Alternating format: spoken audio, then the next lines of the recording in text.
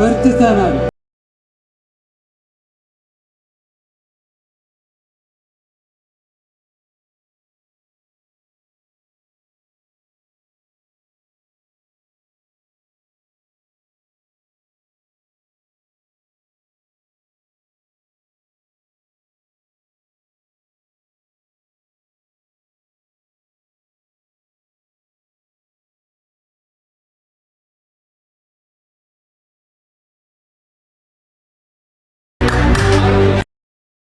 ሰላም ጤና ይስጥልን። እንዴት አላችሁ? እንዴት ቆያችሁ? ይህ የሄኖክ ቪዲዮ አጭር ቪዲዮ እንግዲህ ትላንትና በጣም ቫይራል ሆኖ ነበር። ይህ የተለያየ ፎቶውም በጣም ቫይራል ሆኖ ነበር እና በጣም ቫይራል መሆን አለበትም እና ብዙ ነገሮች ሊወጡት ይችላሉ። ከዚህ እያንዳንዱ ሰው የየራሱ አንደርስታንዲንግ የሆነ መውሰድ አለበት ብዬ ነው የምረዳው። እንደኔ ነጋዴውም፣ ፖለቲከኛውም፣ የሃይማኖት መሪውም እያንዳንዱ ከዚህ ብዙ ነገር ይማራል። በነገራችን ላይ ብዙ ነገር ለምሳሌ እስቲ ቆይ አንድ የሃይማኖት መሪ አሁን በተለይ አሁን ባለንበት እውነት የሃይማኖት መሪዎቻችን ይህ ሰው ምንድነው እሱ ያደረገው ብለው ቢጠይቁ ለፊልሙ ለሙያው ይህን ያህል መስዋዕትነት ከከፈለ እኔ አንድ የሃይማኖት አባት ሆኜ እኔ አንድ የሃይማኖት መሪ ሆኜ ወይንም ደግሞ አንድ ሃይማኖታዊ ሰው ሆኜ ለነፍሴ ምን ያህል ዋጋ መክፈል አለብኝ የሚለውን አይማርም? ቀላሉ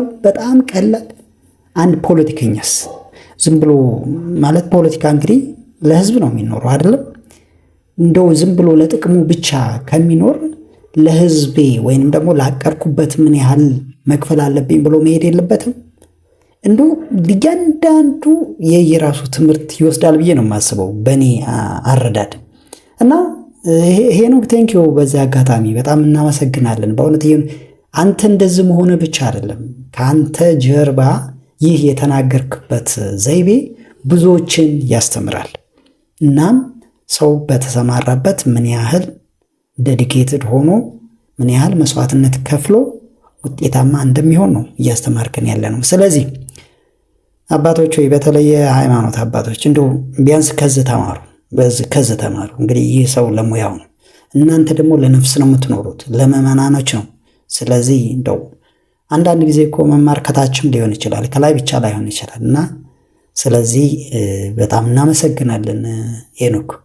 ዛሬ ግንቦት 4 እጅግ አሳዛኝ መረጃ አለ። በደብረ አሰቦት ገዳም የሚገኙ አባቶች አሁንም ድረስ መውጣትም መግባትም አልቻሉ። ትላንትና ግንቦት 3 ከ9 ሰዓት ጀምሮ ከቀኑ በጥይት ሲደበደቡ እንዳደሩ ዛሬም ደግሞ ታጥረው ይገኛሉ። አስክሬን እንኳን አንስተው መቅበር እንኳን አልቻሉም። አሁንም ድረስ ማንነታቸው ባልታወቀ አካላት ተከበው ነው የሚገኙት። እጅግ አቅማቸው የደከመ አቅመ ደካሞች አባቶች ናቸው የሚገኙት። እንግዲህ ይህንን ሞት ይህንን ጭፍጨፋ መናገር ወይንም ደግሞ የተወሰነ ማስቆም የሚችሉት ከላይ ያሉት አባቶች ነበሩ። ምክንያቱም የሚመለከተውን አካል ማነጋገር ወይንም ደግሞ ባላቸው የስልጣን ደረጃ እንግዲህ ግፊት አድርገው ማስቆም ይችሉ ነበረ። ነገር ግን ይህንን ማድረግ አልቻሉም። ምክንያቱም ኑሯቸው ለስጋ ያደላ ነው የሚመስለው። ስለዚህ ለነፍሳቸው ቢያድሩማ እንደ አቡነ ጴጥሮስ ይሆኑ ነበር እስከ መጨረሻው ተዋግተው። ምክንያቱም ስለ ምዕመናን ሞት አቡነ ጴጥሮስ ቺ ሀገር ምንም ነገር እንዳይደርስባት ነው ያንን መስዋዕትነት የተቀበሉት። በዘመናችን ያሉ አባቶች ግን ምናልባት አሁን ቆየት ብለው መግለጫ ሊያወጡ ይችላሉ። ከዛ ውጭ ግን ምንም ማድረግ እንደማይችሉ ነው። እንግዲህ ምዕመኑ ተስፋ ቆርጦ በሶሻል ሚዲያም ያለው በተለያየ ቦታም ያለው ዝም ብሎ ይጫጫሃል። ግን እልቂቱን ማስቆም አልቻለም። በተለያዩ በአገሪቷ ቦታ ላይ የሚደረጉ በተለይም ክርስቲያን ላይ የኦርቶዶክስ ላይ ያነጣጠረ ጥቃትን ሰው ላመነው ነገር ሲኖር በጣም ነው ደስ የሚለው። እኔ በዚህ ሰውዬ በጣም ነው የተቃጠልኩት። ማለት እያየሁኝ ነበረ፣ እኔ ራሱ እየላኩኝ ነበር፣ ግን ዝግ ነው፣ አልከፈተውም። በጣም ደግሞ የገረመኝ ምንድነው ይመስለኛል እንግዲህ ትላንትና ሶሻል ሚዲያውን አጥለቅልቆት የዋለው የፎይና የሆሱ ፍልሚያ ነበረ። ምንም እንኳን ያው ብዙ ነገሮች ትንሽ የሚያስቆጩ ቢሆኑም ለምሳሌ በጣም ዌል ኦርጋናይዝድ የሆነ ስትራክቸርድ የሆነ ጥያቄን ይዘው ገብተው በዛ ዙሪያ ላይ ከዛም በፓርት ከፍለው መወያየት ሲገባቸው ዝም ብሎ እዛም ዝም የዘለለ አይነት ጭቅጭቅ የበዛበት ሆኖ ቢሆንም ነገር ግን ከሁሱ በኩል እንግዲህ ይችኛው እህታችን ደግሞ ሁሱ በጣም እንዳናደዳት ቃሉን እንዳልጠበቀ እንደገና ደግሞ ለማያምንበት ነገር እንደሚኖር ላመነበት ነገር እንዴት እንደዚህ ይሆናል ብላ ነው እየተቸችው ያለችው። እንከታተላት እስቲ። ብዙ ኢትዮጵያዊ ክርስቲያኖች አረብኛ ያቁም ብሎ ስላሰበ ይሁን አላውቅም፣ ብዙ ኮሜንቱን አይታችሁ ከሆነ ፎሎ መልስለት፣ ለእፎይ ፎሎ መልስለት እያሉት ነበርና በጣም ስናስቸግረው ምን አደረገ? በአረብኛ ኮሜንት አትክፈቱ ስላልቀዳሁት ተናደድኩኝ፣ ኮሜንት አትክፈቱላቸው፣ ኮሜንቱን ዝጉት አለ ማለት ነው። እና በጣም ብቻ ያናድዳል። ሰው ላመነው ነገር ሲኖር ደስ ይላል። ቃልህን ግን በልተሃል፣ እውነት እንደሌለህ ግን አረጋግጠሃል።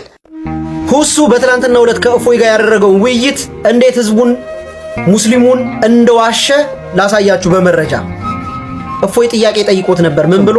አላህ ስንት እጅ አለው? አላህ ሱብሓነሁ ወተዓላ ሁለት እጆች አሉት። ኦኬ፣ ቀኝና ግራ ነው ወይንስ ቀኝ እጅ ብቻ ነው ያለው? ቀኝና ግራ። ዌል የታመነ ሐዲስ እናውጣሃ እንዴት እንደቀጠፈ ላሳያችሁ። ሱናና ሳሂ 5379 እንዲህ ይላል። የታመነ ሳሂ ነው። ዋና ነጥቡ ላይ ልግባላችሁ። ትራንስሌቱን አንብቡት እናንተ ሙሉ። ኤንድ both of his hands right hands ይላል። ሁለቱም እጆቹ ቀኝ እጅ ናቸው። የአላህ ሁለቱም እጆች ቀኝ እጅ ናቸው። እሱ ግን ምን ብሎ መለሰ? ቀኝም ግራ ብሎ መለሰ። እንዲህ ነው ቀኝም ግራም እያለ ግራም ያጋባችሁ ማለት ነው። እንግዲህ ሌላኛው ስህተት የነበረው አሁን ምናልባት ይህ ለአንዳንዶች ጥቂት ሊመስል ይችላል። ምክንያቱም ይህ ስለ አላህ ወይንም ደግሞ ስለ ፈጣሪ ነው አይደለ? ስለዚህ ይህ ኡስታዝ ወይንም ደግሞ መምህር አላህ እጆች አሉት ከተባለ እሱ ግራና ቀኝ አለ፣ መጽሐፋቸው ግን ሁለቱም ቀኝ እጆች ነው የሚለው። ስለዚህ ይህ መሰረታዊ ስህተት ነው። አንድ መምህር የሃይማኖት መምህር ይህን ያህል ሊሳሳት አይገባም። ወይም ከዛ በተረፈ ግን እኔ የምረዳው ዝጋ ሃይማኖት በቲፎዞ አይደለም ወይም ደግሞ በብዛት አይደለም፣ በእውቀት በጥበብ በእውነት ነው መመስረት ያለበት እንጂ በቲፎዞ አይደለም፣ በማጭበርበር አይደለም። አንድ ወደዛ ሃይማኖት ጆይን ሊያደርግ የፈለገ ግለሰብ የሚያነሳቸውን ጥያቄዎች መመለስ አለበት። አንድ ሃይማኖት እሱ ብቻ አይደለም፣ እንደው ምናልባት የሰው ልጅ አእምሮ ሊያነሳ የሚችለውን ጥያቄ የሰው ልጅ አእምሮ በሚመጥን መልኩ መመለስ አለበት ያ ጥያቄ ማለት ነው። ከዛም በኋላ ነው አምኖ ያ ሰው ወደዛ ሃይማኖት ጆይን ሊያደርግ የሚችለው። ስለዚህ በዛ ነው እንጂ በቲፎዞ መሆን ወይንም ደግሞ በማጭበርበር መሆን የለበትም። እና ለማንኛቸውም እኔ የገረመኝ እሱ አይደለም፣ ለካ ሁሱ ተሸላሚ እንደነበረ ነው እንግዲህ ይህ የሚቀጥለው ዜና የሚነግረን። 5000 ምዕመናንን ሙስሊም ስላደረገ እንግዲህ እንደተሸለመ ነው እየሰማን ያለ ነው። እስቲ ተከታተሉት። ከ5000 በላይ ግለሰቦች በወጣቱ ዳኢ ሁሴን አህመድ ሁሱ የማህበራዊ ሚዲያ የሃይማኖት የንጽጽር መድረክ ወደ እስልምና መንገድ መቀላቀላቸው ተገልጿል። የአፋር ክልል እስልምና ጉዳዮች ከፍተኛ ምክር ቤት ወጣቱን ዳኢ ለዲኑ ያበረከተውን አስተዋጽኦ የምስጋናና የምስክር ወረቀትም አበርክቶላታል። ነጃሺ ቲቪም በስልክ ከንጽጽር ዳኢው ከኡስታዝ ሁሴን አህመድ ጋር ቆይታ አድርጓል። ሀያት ከማል አጠናክረዋለች።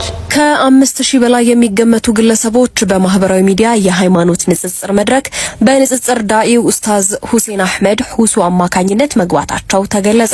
ኡስታዝ ሁሴን አህመድ በማህበራዊ ሚዲያ መጠሪያው ሁሱ በመባል የሚታወቅ ሲሆን ለዲኑ እያበረከተ ላለው አስተዋጽኦ የአፋር ክልል እስልምና ጉዳዮች ከፍተኛ ምክር ቤት ይህን በጎ ምግባሩን ለማበረታታት የምስክር ወረቀት ማበርከቱን ነጃሺ ቲቪ ለማወቅ ችሏል። ሌላ አላህ ጭንቅላት አለው የለውም? እሺ አላህ ጭንቅላት አለው የለውም የሚል በቁርአንም በሆነ በሐዲስ ላይ አልተገለጸም። ስለዚህ አለው ብለንም አንናገርም፣ የለውም ብለንም አናስተባብልም። ምክንያቱም በቁርአን በሐዲስ ላይ በነቢያት አንደበት የመጣን ብቻ የምንቀበል እንጂ የማንጨምር የማንቀንስ ስለሆነ። ቀጥል ጎበዝ። እንዴ በቃ ስለታበቃለህ። ስለዚህ አላህ ጭንቅላት ይኖረው በቁርአንም በሐዲስም አልተነገረም፣ የለውምም አለውም አትልም። ስለዚህ ጭንቅላት ሊኖረውም ይችላል ላይኖረውም ይችላል። አንገትስ አለው የለውም? እርሱም አልተገለጸም። ብልትስ አለው የለውም? እርሱም አልተገለጸም። ስለዚህ አላህ ወንድ ሊሆን ይችላል፣ ሴት ጾታ ሊኖረው ይችላል። ኦኬ አንጀትስ አለው የለውም? ጾታ አለው ሊኖረውም ላይኖረውም ይችላል ያለህ ማን ነው? አንተ ነህ ያልከው እኮ የለውምም አለውምም አንልም አልከን እኮ። ስለ ጾታ አላወራሁም። አንተ ነህ ያልከው። ስለ ጾታ አንስተሃል። ጾታ ሊኖረውም ላይኖረውም ይችላል ያለህ ማን ነው? አዳምጥ ያለህ ማን ነው? ወላሂ አመጣ የራሱ ፍልስፍና እንዴት እንደሚሰራ አዳምጥ አትጩህ። እየረበሽክ ስለሆነ ስለዚህ ቆይ አዳምጥ። እሺ አምላክ ጭንቅላት ይኑረው አይኑረው አታውቅም። ቆይ አምላክ ጭንቅላት ይኑረው አይኑረው አታውቅም። አንገት ይኑረው አይኑረው አታውቅም። ብልት ይኑረው አይኑረው አታውቅም። የምታመልከው ጎበዝ። ኦኬ ስንት እግር አይሚን ስንት ጉልበት አለው የለውም? አልተገለጸም። ባትስ አለው የለውም? አለ። ስንት ባት ነው ያለው? ባት ተብሎ ነው የተገለጸው፣ በቁጥር አልተገለጸም። ኦኬ ባት ማለት ምን ማለት እንደሆነ አስረዳኝ። ባት ማለት እንዴት ብሎ ነው የጠየቀው? የፈጣሪ መገለጫዎች አይመረመሩ። አላህ ስብሐነሁ ወተዓላ ስለ ራሱ ባት ምንድን ነው? ባት ምንድን ነው? ባት ነው። ባት ምንድን ነው? ባት ነው አይለኛል። ጥያቄ እኮ እየጠየቅኩ ነው። ባት ነው ይለኛል። ባት ምንድን ነው? ባት ምንድን ነው? እጅ ምንድን ነው ተብሎ ይጠየቃል። አላህ ስንት እጅ አለው? አላህ ስንት እጅ አለው? አላህ ስብሐነሁ ወተዓላ ሁለት እጆች አሉት። ኦኬ ቀኝና ግራ ነው ወይንስ ቀኝ እጅ ብቻ ነው ያለው? ቀኝና ግራ። ኦኬ ስለዚህ ዳይሬክሽን ዳይሜንሽን አለው ማለት ነው። አላህ የፍጡር ባህሪን እንደሚያካብበው እየነገርከኝ ነው። እናመሰግናለን። እንደሱ ብሎ የተረጎመ አንድ ሰው አዳምጥ፣ ተረጋጋ። ኦኬ እጅ ማለት ነው ማለት ነው። እጅ ማለት እጅ ነው። መልስ ይሄ ነው። ስለዚህ እጅ ማለት እንደዚህ ይሄ የምታየው እጅ ነው። ያለህም እንደዚህ እጅ አለው አይደለም? ማስረጃ አይደለም። ምንድን ነው እጅ ማለት እጅ ነው የምትለኝ? ምንድን ነው ታዲያ? አምላክህን አታውቀውም? ጠየቀኝ። ከዚያ በኋላ ገለጽከው። እንደዚህ እንደምታየው ነው። አታቋርጥ ደቂቃ። አምላክህ ምንድን ነው? እሺ አታቋርጥ ደቂቃ። መልስ። አይ ተጠየቅከው። አታቋርጥ እንጂ ታዲያ እያወራን እኮ ነው። እፎይ ታዲያ የጠየቅኩን አመልስም እኮ ምን ላድርግ? ልመልስልህ እኮ ነው። አዳምጠኝ። ይኸውልህ አታቋርጥ ደቂቃውን። ከዚህ በኋላ ስለ ደቂቃ አታስወራኝ እባክህ። አተው በቃ ደቂቃውን ፍታ። ያንተ ነው አይደል? አይዞህ ቀጥል፣ በርታ። ሐራም ሽሪክ ለወልሰልሽ ነው። በደንብ አድርጎ አብራራው። ምን አለ መሰላችሁ? እጅ ስትል ጊዜ እንደዚህ አይነት እጅ እንደኔ እጅ ነው ወይ እንደዚህ እጅ ነው ወይ አለ። ላ አይደለም አልኩኝ። ገብቶሃል? ማስረጃ ቃለ ሱብሃን እኮ ምንድነው እጅ አልኩህ እኮ። እጅ ምንድነው አልኩህ። እጅ ብለህ ነገርከኝ እኮ። በፈጣሪ ስም እኮ ጠየከኝ አይደል? አዳም ተመልሰልህ እንደኔ አይነት እጅ ነው ወይ ብሎ አሳየኝ። ጥሩ ምሳሌ አመጣልኝ። አይደለም ነው እንደኔ ልጅ አልጠየቅኩም። እንደኔ ልጅ አልጠየቅኩም። እንደዚህ አዳም ይሄንን ያልኩህ ምንድነው? እጅ ነው እጅ። ዝም ብለህ የምታወራ ከሆነ አቆመዋለሁ። ዝም ብዬ እያወራህ አይደለም። ለጠየቀህ ጥያቄ እየመለስኩልህ ነው። እፎይ ከሀያ ደቂቃ በላይ ጎበዝ። እሺ ቀጥል። እጅ ምንድን ነው? አዎ እጅ ብሎ ሰውዬው አብራራው። ምን አለ? እንደዚህ አይነት እጅ ነው ወይ አለ። ያልጠየቅኩህን አትመልስ። የኔን ተወኝና እጅ ምንድን ነው? አላህ እጅ አለው ስትል ተበላ። ያልጠየቅኩትን አለ። ወላሂ ጠይቃል። እየሰማሁ ነበር። እንደዚህ እጅ ማለት ምን ማለት ነው? የአላህ እጅ ማለት ምን ማለት ነው? እንደዚህ አይነት እጅ ነው ወይ ብሎ በደንብ አድርጎ አገኘሁት። በቃ አሁን ልመልስልህ። አዳምጥ። አሁን ልመልስልህ። ደቂቃውን እባክህ አታቋርጥ። እፎይ ያልጠየቅኩህን አትመልስ። ምክንያቱም እየመለስክ ስላልሆነ ጊዜ እየገደልክ ነው። ጠይቀሃል። እየሰማሁ ነበር። ይታዘቡሃል። ልለፍህ መልሶ አግኝተሃል። አይ ቀጥል። ልለፍህ አይሻልም? እኔ ልለፍህ ማስረጃ ልስጥህ እያልኩህ እኮ እምቢ አልክ። ምን ላድርግህ? ምንድን ነው የምትሰጠኝ? እሺ ደቂቃ ልቀቅ። ቃለ ስብሓን ለይሰ ከሚስሊሂ ሸይእ እኔን የሚመስል አንድም ነገር የለም አለ። እንደዚህ እጅ ነው ወይ ብለህ ስለጠየቅ ያንተን አይመስልም። አላህ ቃል በቃል እኔን የሚመስል ማንም የለም ብሎ ተናግሯል። ያው ማስረጃ ላሳየህ አንድ ጊዜ። እኔ አልጠየቅኩም። ሱራ 42:11 ነው የምጠቅሰው። ምንም አያደርግልኝም። እኔ ማንን ይመስላል አይደለም ጥያቄ። ያልጠየቅኩህ ለምን እኔ ጥያቄ እጅ ብለህ የምታመልከው አካል ምንድን ነው ብዬ ነው የጠየቅኩህ። እጅ ምንድን ነው ያልኩህ። እጅ ምንድን ነው ያላህ? እጅ ብለህ የምታመልከው ምን እንደሆነ አታውቀውም። ግራና ቀኝ ካለው ዳይሬክሽን ሰጥቶታል። ግራና ቀኝ ብሎ ማለት ነው። ኦራይት እናመሰግናለን። ይሄ ፍጡር ባህሪ ነው። ኦኬ ታፍ አለው የለውም? አላህ ታፋ የሚል አልተገለጸም። ኦኬ እግሩስ ጠፍር አለው ጣት አለው የለውም? አላህ ስብሐነሁ ወተዓላ እግር አለው ተብሎ ተገልጿል እንጂ አሁንም እግሩ ጥፍር አለው የለውም ተብሎ አልተገለጸም። ኦኬ እጁስ? እጅ አለው። ጣትስ አለው የለውም? ጣቶች አሉት ልክ አምላክ እንዳለው። ስንት ጣቶች ነው አላህ ያለው? አላህ ስብሐነሁ ወተዓላ ጣቶች አሉት ተብሎ የተገለጸው። ስንት ጣቶች ነው ያሉት ይታወቃሉ? አላህ ስብሐነሁ ወተዓላ ጣቶች አሉት ተብሎ ነው የተገለጸው። ማስረጃ ሰለላሁ ዐለይሂ ወሰለም ስንት ጣቶች ነው ያሉት? ጣቶች አሉት ተብሎ የተገለጸው አልኩ።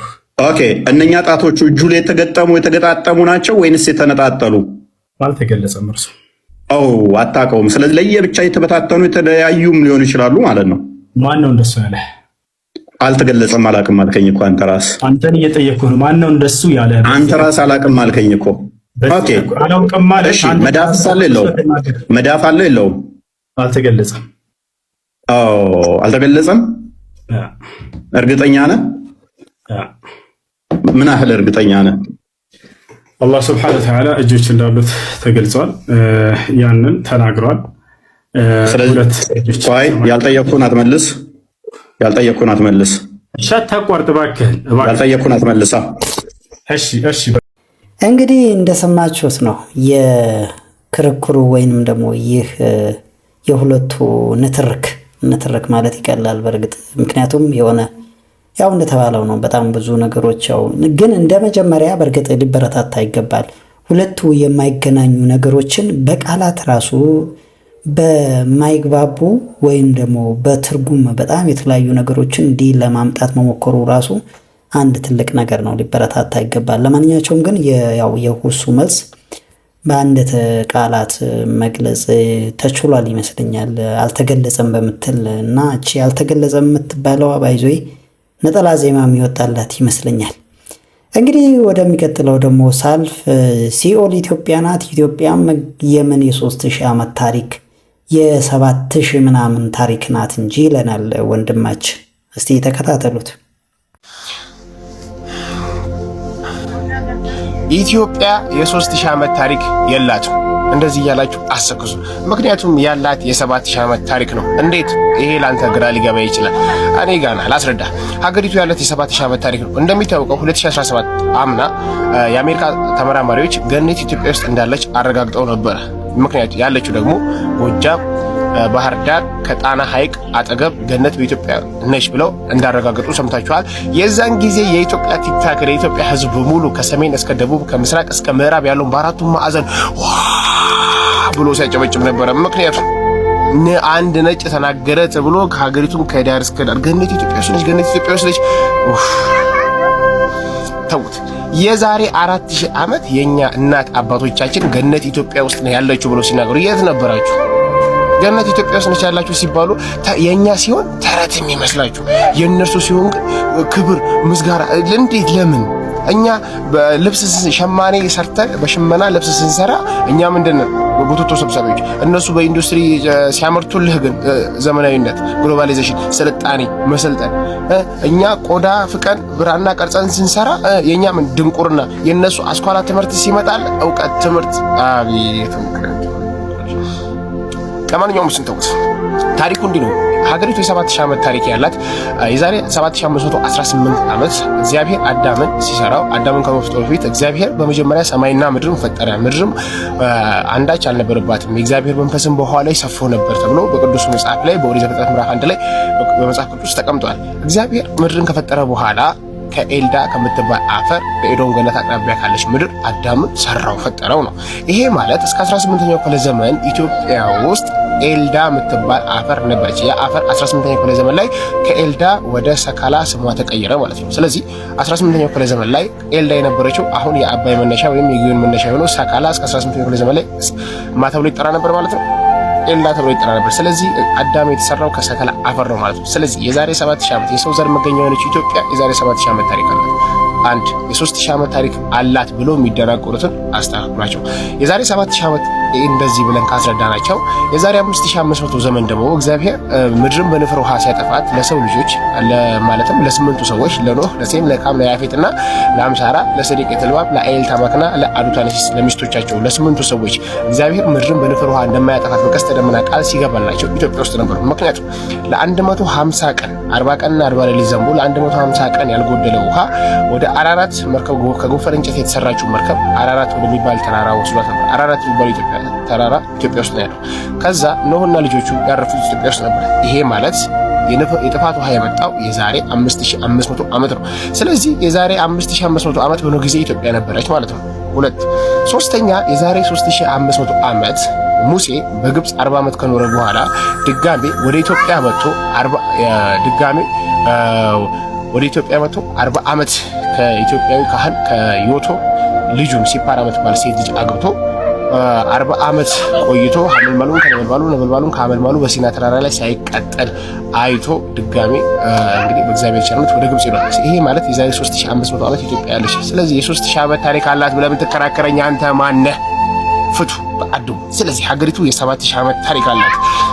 በነገራችን ላይ ትንሽ የሚያናድደኝ ነገር የኛ አባቶች የኛ ስልጣኔ የኛን ነገር ንቃችሁ ልክ አውሮፓውያኑ ግሎባላይዜሽን ብላችሁ እኔ ለነጭ የምታሸርጉት ነገር እኔ አይመቸኝም። እኔ የፈረንጅ ጥላቻ የለብኝም። ነገር ግን ጥላቻችን ባይኖረንም ማድረግ ያለብን ነገር የራሳችንን ታሪክ የራሳችንን ማንነት መርሳት መናቅ የለብንም። አበደን ነው ብላችሁ ለምሳሌ ያለምንም የኬሚስትሪ ይሄ ያለምንም ኬሚስትሪ እንግዲህ አንዴ እውቀቱ እንዲህ ባልሰፋበት ጊዜ ከሺህ ዘመን ዓመታት በፊት አረቄን የፈፈረቁ እናቶች አያስገርሙ? ግን የኛ እናቶች እስቲ ዛሬም ድረስ የኛ እናት አባቶቻችን ድሃ ናቸው። ኢኮኖሚካሊ ያለንን ነገር መጠቀም ስላልቻለ። ነገር ግን የጂንና የወዞ አምራች ኩባንያዎች ዛሬ ረብጣ ቢሊዮን ዶላር የሚሰበስቡት እሱ ናቸው። ወዳጅ ይታይ እኛ ታሪካችን ቅድም እንዳልኳችሁ ሽመና ስንሰራ ምንድነው ቡትቶ ሰብሳቢዎች፣ እነሱ በኢንዱስትሪ ሲያመጡልን ለነሱ ስልጣኔ ግሎባላይዜሽን ኦሬዲ እኛ የሚገርማችሁ ቆዳ ፍቀን ብራና የኛ እውቀት ምንድነው ድንቁርና። ወዳጅ 1 ሚሊዮን የብራና መጽሐፍ ጽፋ ዓለም ያስተዋወቀች በኪነ ህንጻ ላሊበላን 11ኛው ክፍለ ዘመን ላይ ከላይ ወደታች ሰርታ ኪነ ህንጻ ለዓለም ያስተዋወቀች ይቺ ሀገር 4ኛው ክፍለ ዘመን ላይ አክሱምን በእንቁላል ሰርታ ከአንድ ድንጋይ ጠርባ ያስቀመጠች ይቺ ሀገር ስልጣኔ ያመጣች ይቺ ሀገር ዛሬ እና ተመከር እና እንደዚህ እና ተገፋ እና ሄደ እየተባለ እየተተናቆረ በነጭ ድንቁርና የኖረ ህዝብ ተውት። እኔ በጣም የሚያሳብረኝ የሚያናድደኝ ነገር ግን በነገራችን ላይ ትናንትና የኛ አባቶች ካይን ሲሰወሩ እነሱ ምንድናቸው? ይሄ ሟርተኛ፣ ስርበጣሽ፣ ቅጠልማሽ ፈረንጅ በፊዚክስ ቀመር ሲሰወርስ ታምር ሰራ እያለ የምናጨበጨብ የራሳችንን ታሪክ ባህላችን ካልቻላችን ንቀን የሰው ባዕድ አምላኪ የሰው ባህል የሰው እሴት በጣም የሚያናድደኝ ምን እንደሆነ ታውቃላችሁ? በጣም የሚያቃጥለኝ ነገር የዓለም ላይ የዲሞክራሲ መስራች ወይም ደግሞ ይሄ የመብት ዜጎች የትኛውም ዜጋ የፈለገው ነገር የማድረግ መብት አለው ተብላ አሜሪካ ነው የምትወሰደው በዲሞክራሲ ማለት ነው። አሜሪካ ከተመሰረተች ገና 300 ዓመት 17 ክፍለ ዘመን የተመሰረተችው። ነገር ግን በየ8 ዓመቱ ምርጫ እያደረግን በገዳ ስርዓት ለ500 600 ዓመታት አክል ስቲል ለ79ኛ ጊዜ ይመስለኛል ባለፈው የገዳ ምርጫ ተደርጎ ነበር። በየ8 ዓመቱ የሚመረጥ ለ500 ለ600 ዓመት የቆየ ዲሞክራሲ ያለን ዲሞክራሲ መስራች እኮ ነው። ግን ታሪኩን ማንነቱን ባህሉን ካልቸር ማቅ ጄኔሬሽን